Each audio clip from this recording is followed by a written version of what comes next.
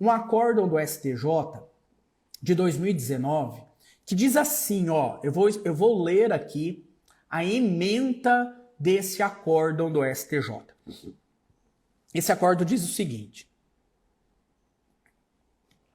os princípios da livre admissibilidade da prova e da persuasão racional autorizam o julgador a determinar as provas que repute necessárias ao deslinde da controvérsia e a indeferir aquelas provas consideradas prescindíveis ou meramente protelatórias.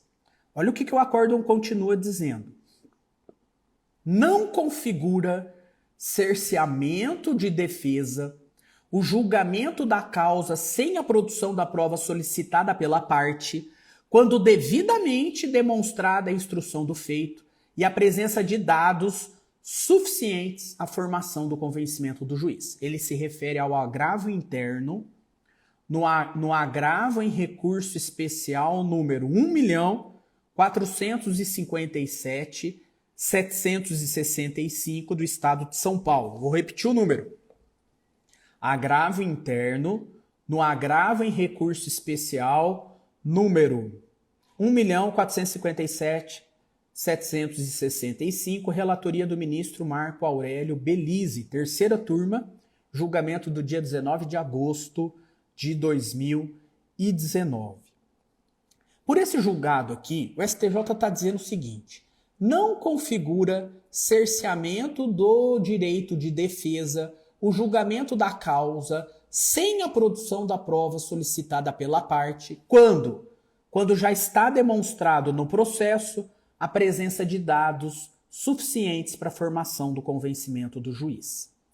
E aí, o professor Robson Zanetti faz um comentário aqui nessa postagem dizendo que ele não concorda com esse entendimento e eu também não concordo. Não concordo por quê? Porque, veja, não é porque o juiz já se convenceu sobre o fato controvertido que ele tem que indeferir um meio de prova requerido pelas partes.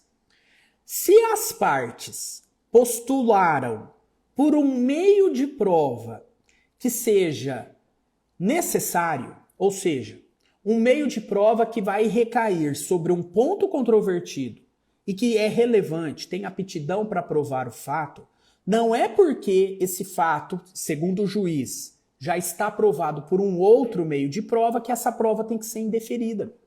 Por quê? Porque para o juiz de primeiro grau, pode ser que aquele fato já esteja aprovado por aquele meio de prova já produzido.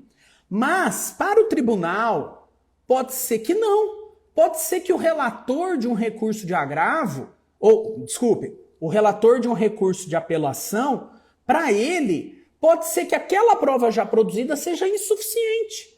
Portanto, havia necessidade de se produzir a outra prova, que foi indeferida porque ele já entendeu o juiz que estava aprovado. O juiz, no meu modo de ver, ele não pode indeferir um meio de prova sob a justificativa de que aquilo já está provado.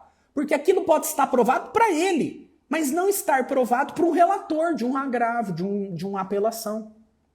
Então, no meu modo de ver, você fundamentar que é possível indeferir um meio de prova porque o fato já está provado, esse argumento para mim é um argumento falso.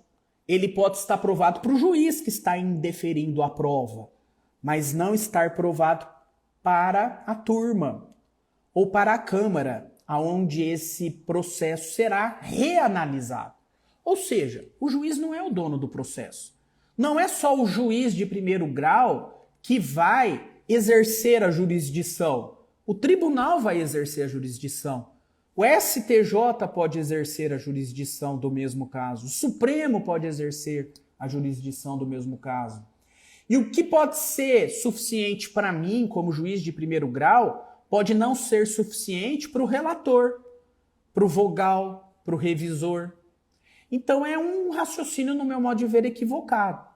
Ou seja, eu sempre defendo que se a parte postulou por uma prova relevante, que recai sobre o ponto controvertido e que é útil para formar, né, para demonstrar o fato, melhor dizendo, é útil para demonstrar o fato, a parte tem o direito fundamental de produzir a prova. Ainda que o juiz já entenda que o fato está provado. Por quê? Porque é um direito fundamental do autor e do réu produzir a prova. Veja o que está no 369. É um direito fundamental, autor e réu produzir a prova. Não é porque o juiz já considerou que o fato está provado que ele vai indeferir o meio de prova.